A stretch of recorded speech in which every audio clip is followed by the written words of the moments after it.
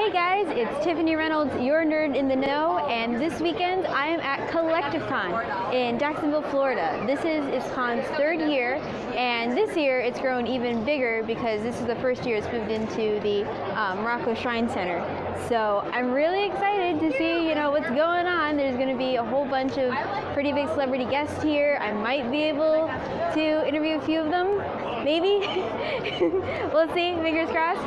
Anyway, I'm just going to be bopping around this weekend, checking out all the booths, talking to some cosplayers, taking some video of some great cosplays, and maybe some of the after party stuff. So come on over with me, let's check it out.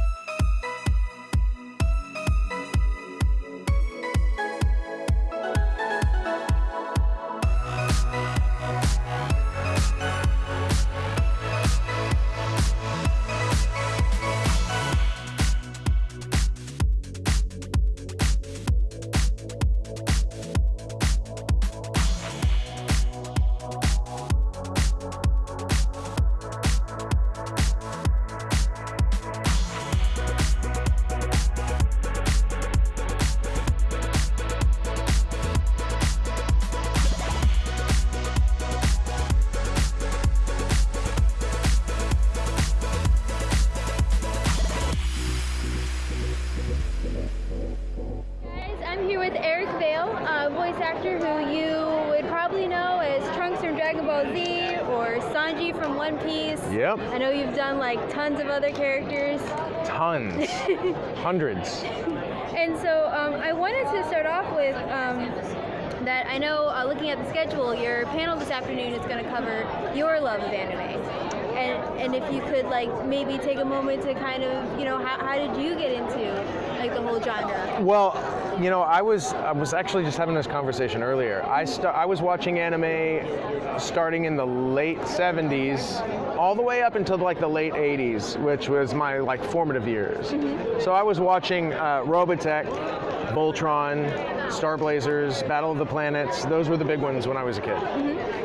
Loved them, and then sort of lost touch with it for a while. Then when I got into college, reconnected with some people who were into some obscure anime, some that were hard to find, that were only in Japanese with no subtitles, so we had to fish around for what the story was. Yeah.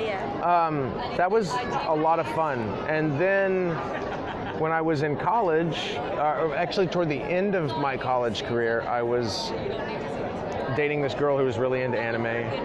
And when I booked the role of Trunks, I told her, hey, I booked this character Trunks on Dragon Ball Z. I think that's kind of cool. Mm-hmm. And she lost it. She's like, you have no idea what you just got yourself into. And that was 18 years ago. So was there, or is there any show in particular that really stuck with you that brought you back into the genre, or if you had a favorite from your years? When I was young, I really liked Robotech. Uh-huh. That was the thing that all of my friends really got into with me. It was hard. Back then in the 80s, there wasn't, you didn't have conventions like this where you could, readily go and communicate with people who like the same stuff or find the kinds of toys or merchandise that you wanted from a certain show. You had to go to a store, and in Dallas where I lived, there was one store, and it was real far away, and you had to go and wait for hours before the mall opened if you even wanted to get one of the Robotech toys. So that was my experience then. But the one that I always liked the most was Star Blazers, because that's what I started with. I think it was the first one I ever saw. And even now, my wife and I have tried to get our daughter to watch it, but she doesn't care. It's disappointing. Well, how do you feel about now working in the field that you've been a fan of? It's been very interesting. There's always this it's kind of a problem.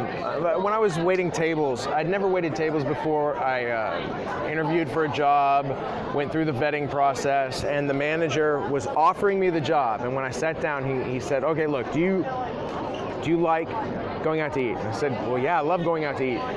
Food's awesome, and restaurants are great. And he said, well, if you love going out to eat, once you get hired here as a waiter, it's going to ruin every single meal you have out for the rest of your life.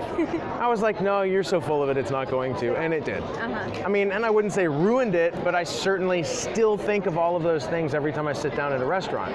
So, working in anime, it's the same thing. It's like working in film or TV or any specific area of the entertainment industry. You watch something, you enjoy something for so long, and then you start doing it, and you see the wizard behind the curtain, and it does remove a little bit of the mystique of everything, but it doesn't mean I can't still enjoy it. Okay. Just I enjoy it in a different way. Yeah. Well, like you said, when you started getting into voice acting with these animes, I mean, that's kind of around the time that anime as a genre really started to get popular. Yeah. I mean, from that side of the spectrum, being behind the scenes, working with this, what do you think about that kind of rise in popularity? What was that experience like for you, seeing not only like you become popular through these animes, but also anime itself become more popular? Well, from the time I started voicing Trunks, I kept hearing this defeatist rumor, I guess, where people were talking about the decline of anime and how anime was declining. I'm still hearing it today as I've watched the industry explode in my tenure there so far, which,